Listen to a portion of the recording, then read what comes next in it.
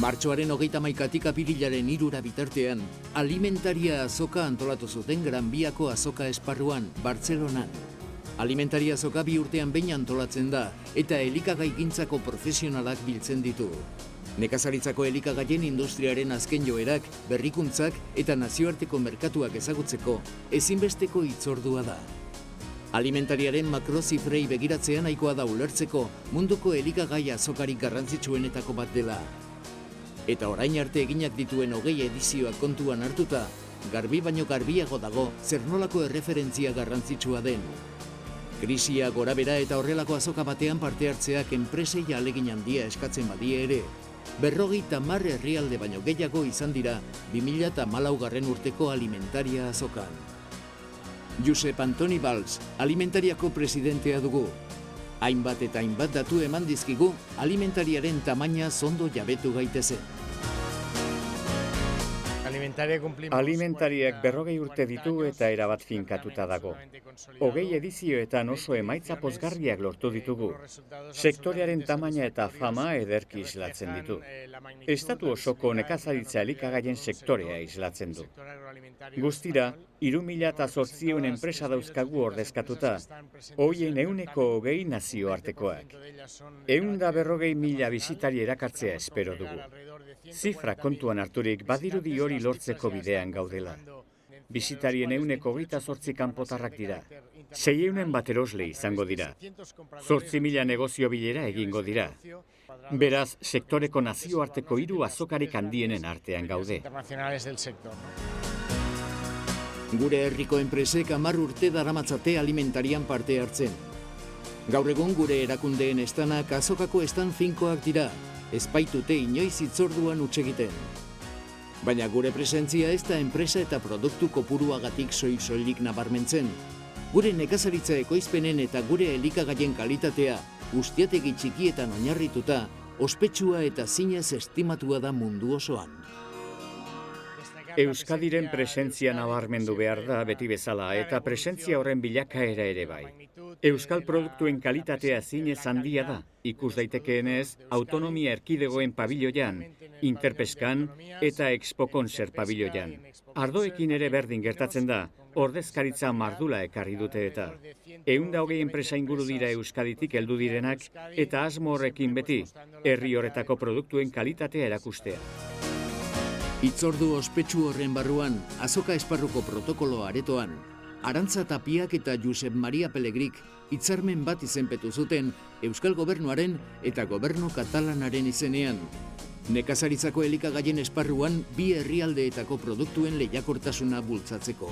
Arantza Tapia, Eusko Jaurlaritzako ekonomiaren garapen eta lehiakortasuneko sailburua dugu. Josep Maria Pelegri berriz, nekazaritza, arrantza, elikadura eta natur inguruneko kontseilaria da Kataluniako gobernuan. Urtarrilean 2 agintariok Bilbon bildu ziren eta orduantxe hartu zuten hitzarmena sinatzeko konpromisoa. Batez ere ondoko gaiak ardatz, ekoizpen ekologikoak, produktuak merkaturatzeko zirkuitu laburrak eta tokiko ekoizpenak.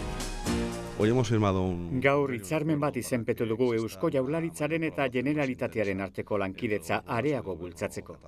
Baina horrez gain, Euskadiko eta Kataluniako elikagaien sektorea, abeltzaintza eta ekoizleen merkatua ere sustatu nahi ditugu. Hau da, gertuko salerosketen ikuspuntutik 2 herriek elkar ulertzea nahi dugu. Ekoizpen ekologikoak ere izan ditugu hizpide, produktu horien eskariak gora egin baitu eta alor horretan ere elkarlanerako zenbait sinergia aprobetxatu nahi genituzke. Eta kooperatibei buruz ere hitz egin dugu. Lankidetzarako, informazio trukaketarako eredu oso ona izan daitekeela uste dugu. Baina baita gure produktuei irtenbideak bilatzeko ere, merkaturatzearen, berrikuntzaren eta ikerketaren ikuspuntutik. 2 gai berezi aztertu ditugu, alde batetikan ziklo motzoiek, hau da ekoizlea eta kontsumitzailearen arteko erlazio zuzena nola landu, nola arautu, nola hobea egin, esperientzia honenak ikasi eta elkarrekin landu. Eta noski ekoizpen ekologikoari ere garrantzia eman nahi diogu. Orain arte merkatu txikia izan du, baina areagotu egin nahi dugu, ze eredu horretan bizi direnak ere asko dira eta hor ere segurtasun juridikoa behar da, arodi batzu behar dira, eta pertsona horiek ere jakin behar duten, nola egin behar duten, eta merkaturatzen momentuan ere egokia da jakitea hori nola egin. Bien artean landuko dugu, eta noski beste zerbait garrantzitsua dena bi gobernuentzako berrikuntza eta internazionalizazioa, nazioartekotzea. Ze bien artean lortuko dugu baita ere sektore honetan, ekoizpen hobea izatea, askoz ere malgoagoa izatea eta hurbilagoa izatea. Beraz, bi gauza horiek kontutan izanikan, bi gobernuak lantzen hasiko gea, hasi dira dagoeneko, eta espero dugu datorren urteetan zehar askoz ere lan gehiago egitea. Akordioa sinatu ondoren, Arantza Tapiak bertan zeuden euskal enpresak bisitatu zituen, eta bihotz eman zien berrikuntzaren eta nazioarteko merkaturatzearen bidetik jarraitzera. Etorkizuneko gakoak horiek direla ez baitago dudarik. Autonomiak, Interbin eta Interpeska izeneko pabiloietan sakabanatuta, Euskal Herriko 50 enpresa baino gehiago aritu ziren bertoko produktuak aurkezten eta merkatuan ezagutzera ematen. Sektoreak oso ondo daki garrantzi handikoa dela gure produktuak Euskaditik kanpo ezagutzera ematea, eta alde horretatik, kalitate egiaztatua eskaintzea baino bermeo berik ez dago. Kalitatezko produktua dira, gastronomia da, eta lotura handia du beste sektore batzuekin gure herrian. Eta guzti hori nabaritzen da, alimentaria bezalako festa batera etortzen ganean, feri batera etortzen ganean, ikusten darako, benetan gure produktuen kalitatea oso ondo hartua dela kanpoko distribuidore eta enpresa eta konsumitzaileen aldetik. Orduan pixka bat, bi egun damazkigu hemen, ikusi dugu pixka bat enpresak nola baloratzen duten presentzia, eta egia esan enpresak gustora daude. Asko ari dira kanpoa bidea saltzen, hori dela uste dugu bidea, kanpoan saltzea. Estatu mailatik haratago gure produktua kolokatzea, eta egia esan jendea gustora dago, enpresa gustora daude, lan hori burutzen ari garelako. Hoi da pixka bat, gure bidea eta zergatik gauden gaur alimentarian. Baina eskaintzaren kalitatea ziurtatu beharra dago. Eta gure jatorri izenek eta kalitate txartelek aintzatespen zabala irabazita daukate. Marka horien atzean, euskal produktuen gaineko balorazio ezin hobea ezkutatzen delako. Euskadin dauzkegun bai landaremuko produktuk eta baita industria agroalimentariko produktu ere ni uste kalitateko diela, ni uste barneatuta daukagula denok, baina egia da beste alde batetik, marka esanguratsu eta marka potente batzu edukitzea oso importante dela, ezta? Alimentaria bezalako feria baten ja urtek die enpresa kopuru importante bat etortzen gela, badia 10-15 urte ja, bai alimentaria anuga eta modu hontako ferietan hemen gaudela, eta nik uste enpresakeiak ere sinisten nahi diela, oso importante dela, nolabait kanpoko merkatu horietan presenteotea, nik uste gaurko aurtengo alimentaria honetan, ja bizipoz pixkat ikusten da, ezta? Enpresakeiak ere kontentu dabiltza. Nekazaritza ekologikoa zabalduz doa mundu osoan, eta Euskadi ez da salbuespena. Atal berezi horretan Euskadik ere izan zuen bere ordezkaritza. Begoña Loizagak bere baratzeko produktuak aurkeztu zituen. Gure produktuak sustatu beharra daukagu. Ekoizteko orduan hazkuntza handia izan dugu, eta jendeak gure produktuak ezagutu behar ditu. Jende asko etortzen da, estatutik zein atzerritik.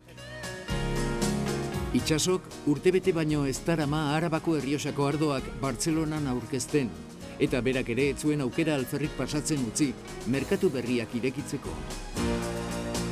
Bodega txikientzako aukera paregabea da, ez? Gaude leku batean bodega handia dauzena, gu bodega txikia izan da konparatzeko leku oso ona da, gainera produktu ekologikoekin gaude, guretzat kriston aukera da. Arrain kontserbagintzan eta erdi kontserbagintzan aritzen diren lantegien eta euskal arrantzaren arteko lotura oso estua da.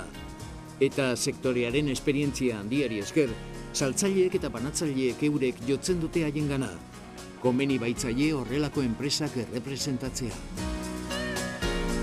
Jente dator gure produktu bile. Badaki kalitateko produktu dela, eta nazionalak ezetzen dozkue eta jaten datorreniko ondo. Baina, sobretodo internazionala datorreniko, igual gitzi hau ezagutzen dabe, probeten daueniko, azetazio oso nadako eta gogugaz doie euren lekutara erueteko. Euskadiko upategiak ere bertan egon ziren, nola ez. Txakolinaren 3 jatorri izenak eta Arabako Errioxako ardoak alimentarian begirada guztien erdigunea izaten baitira. Izan ere, ardoen mundua oso lehiakorra da, baina gure upategien kalitatea horren handia izanik, munduko merkatu guztietara iristen dira. Upategi hoietako asko txikiak eta tradizionalak izan arren. Arabako Errioxako upategien elkarterako, azoka hau oso garrantzitsua da. Kasualitatez, Proguainetik gatoz, orain dela gutxi izan baitzen. Europako ardo azokarik garrantzitsuena da. Elkarteko upategi guztientzat gero eta garrantzitsuagoa da horrelakoetan parte hartzea. Gure inportatzaile guztien negozioguneak dira eta. Alimentaria azoka horren jarraipena da. Gainera hemen, esportazioa ez ezik, banaketa bide nazionalak lantzeko aukera ere badugu. Arabako Errioxak orain arte erakutsi duen nortasunari beste balio bat gehitzen dio horrek. Sagardogileak ez daude horren ohituta Euskaditik kanpo saltzera. Hala ere sektorea ohartu eginda kanpoan sal daitekeen produktu bat daukatela. Sagardoaren kultur balioak bultzatzea biderik onena da sektorearen etorkizuna bermatzeko. Sagarrondoetara eta dolareetara bisitak egitea eta produktua kanpoan saltzea. Horra hor, sektorearen bi zutabeak. Azkenengo feritan izan geha eta ikusten da poliki-poliki gero eta interes gehiago daola sagardoarekiko. Sagardoak internazionalki euki izan dugu zailtasun bat, eta da sagardo asko ezautzen dela mundu maila, baina sagardo naturala gutxi. Orduan sagardo naturala zer dan adierazten diogu publikoari eta ikusten da poliki-poliki interes gehiago sortzen dela.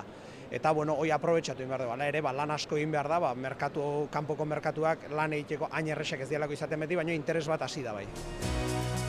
Azokan inoiz huts egiten ez duen beste produktu bat, Añanako gatza da. Añanako gatzaranak ordea askoz gehiago saltzen du bertako gesaltzek baino. Turismoa funtsezkoa da haranerako, eta oraindik gehiago bultzatu ahal izango da, baldin eta dirudien bezala, gizateriaren ondare izendatzen badute. Añanako gatza, Añanako gatzaranean egiten da, Gasteiztik 30 kilometrora.